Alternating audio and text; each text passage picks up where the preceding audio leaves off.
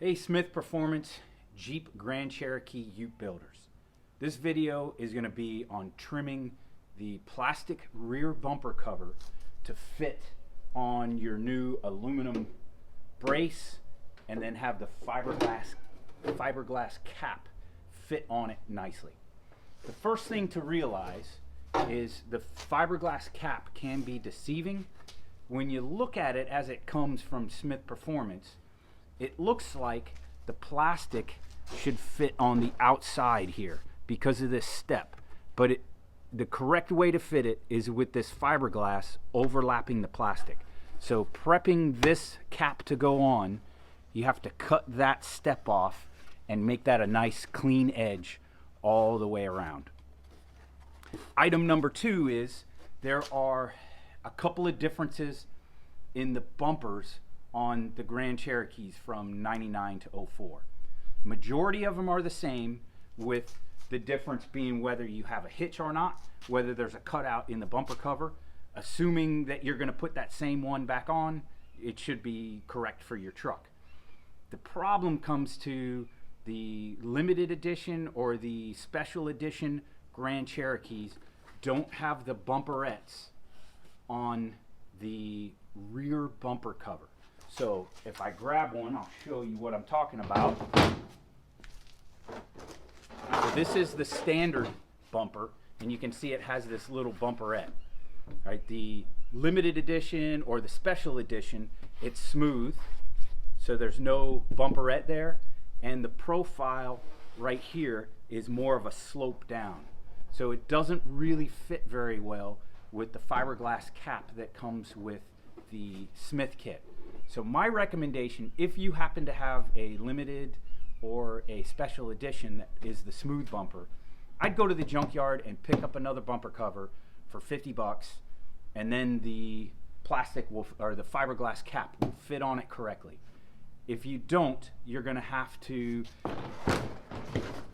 do some fiberglassing on this bumper cover. You'll have to cut these off, or at least fill the bottom side of them so that it looks decent and you don't have this big gap. And you'll have to do a little bit of fiberglass work to get this to match the slope on the limited or the special edition rear bumper. I'm going to start off with my technique for getting the bumper cover cut in the right place. Because if you screw that one up and you cut too much off, you're going to have to go to the junkyard anyway and get another bumper cover to get it to hang on right. So I'm going to show you my approach to it. Take it as advisement. It works out pretty well. You can do it however you want to, obviously, but let me show you what I do. My first step is to just place the bumper cover as close as you can get it to fitting on. Now, if you look right down here by my hands and over here, because of the curve, it won't go all the way on. But what I'm going to do is push the bumper up against this edge, basically right under the tail light, so that my fitment is about right. And I'm going to make a mark where this aluminum inner bed wall matches up on the bumper cover. Now you can cheat inboard a little bit. You may have to come back and trim it anyway. No big deal. I would rather make 2 cuts than cut too far on the first one. Now I'm going to repeat that mark on this side, pushing the bumper cover as close as you can. It's not going to fit exactly, but as close as you can. All right, so I think it's going to be there. I'm just going to mark right on this radius all the way across. So right in the middle of that turn, all the way around the bumper. And for right now, we're going to follow that turn all the way up here. And then we'll bring it out on this mark to here. Now, we'll have to come back and take out this kind of triangle space that's looking like that. But we're going to get it so that it slides all the way on, and then we can mark it from the inside and get it exact. Right on that radius, all the way across. Going around those bumperettes and up the corner. Now, next step is to cut those lines. There's a lot of different ways to cut this plastic. My favorite is to use a body saw. You can use a standard Sawzall. There's a bunch of stuff you can use, whatever tools you have. This is an air-powered body saw. If you put a small blade, and the thinner the blade is, the thinner the blade is this way, the easier it is to turn and follow profiles. But right now, it's a rough cut, so it's not super critical. So I'm gonna cut up on my mark, on the top of the bumper, follow that edge all the way along, and then the other side obviously the same. Then we'll be able to fit it on, and we can mark it exactly where we want the final cut to be. Remember, if you're gonna cheat towards the center of the bumper and leave more on the outside, because you can always come back and trim that off later.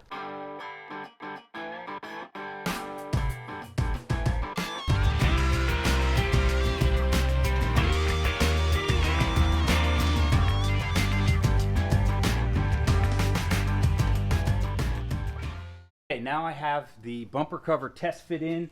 The plastic catches are not popped in, but it's sitting up against it. So now I can double check this cut. So I just measured my gap up front. It's about 1/2 inch. So I need this cut to be 1/2 inch further out. So I'm going to use my square to get a nice straight line, and then I can make that line 1/2 inch over, and when I go to trim the final trim, I can take off that 1/2 inch.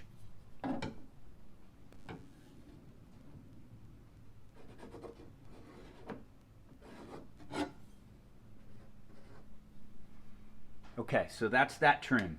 The next thing I need to mark is, as this sets up the way it should, right, with this needs to be flush with that so the plastic cap will cover them. I can mark out this triangle here, just taking my pen on the inside, and I can mark it exactly where I want the cut.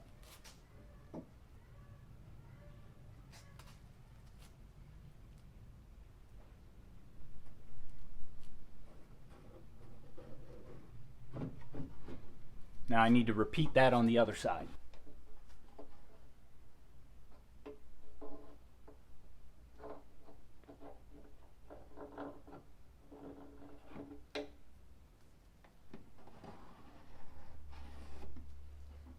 And now I'm going to check this edge all the way across and make sure that it's level with or slightly below this surface that the fiberglass cap will sit on.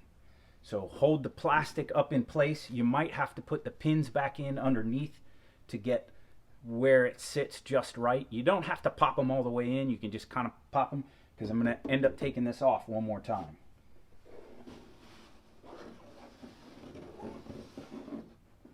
All right, just a hair is going to come off of that yet. All right, so back to the sawhorses to trim this off. All right, a little bit of final trim. My mark is on the underside from where I traced it.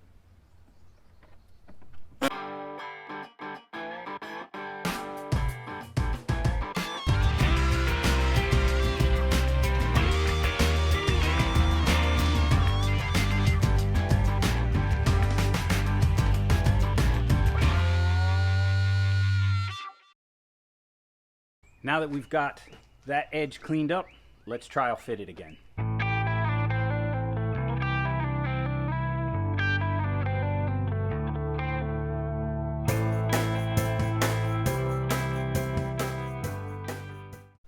All right, that looks pretty good. It sits where it's supposed to against the rear quarter. I've got clearance here so it sits right. It's below the level of this bumper support, but there's enough overlap that I can put rivets through here into the aluminum flange all the way across. I think it looks pretty good. So now it's time to get our fiberglass trim down, and we're going to take it right to this line so that this edge comes over this top edge of the plastic. By the way, you don't have to wear a full respirator, but wear some kind of dust mask as you're sanding and cutting fiberglass, because you don't want those fiberglass particles in your lungs.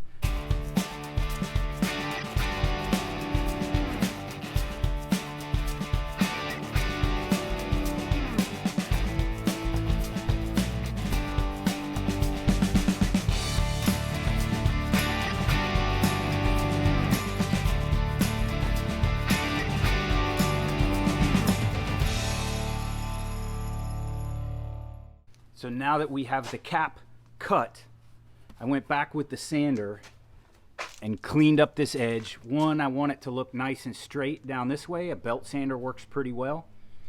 And I also cleaned up the flange a little bit in here because there's a little bit of gunk and overfill. So I sanded this down a little bit so it fits up nice and tight on the bumperettes.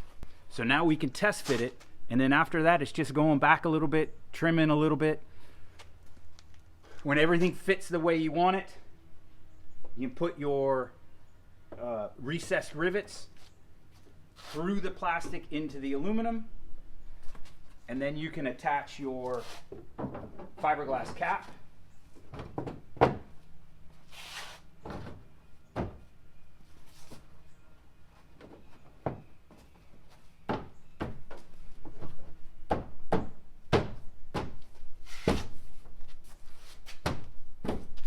And it'll look something like that. So I'm going to do a little more work. I don't know if you can see it in the video. I'm going to do a little more work on the inside of that flange so the gap here isn't so big. And I'll double check on the bumperettes. Don't forget, once you put this on, it's really hard to do any wiring. So you may want to drill a little hole and hang out your license plate light wires before you put this cap on, or maybe even before you put the plastic permanently on. I hope that helps you get your bumper on, fitted well, and looking good. Thanks for tuning in. More videos are coming from both Smyth Performance and from me on the Jeep. So stay tuned, but at least this will get you started on your bumper. Y'all have a good day.